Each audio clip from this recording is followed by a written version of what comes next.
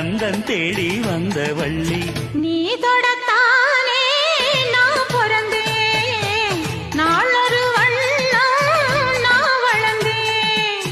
காதோரம் லோலாக்கு கதை சொல்லுதடி, காத்தாடும் மேலாக்கு என்னை பின்னுதடி.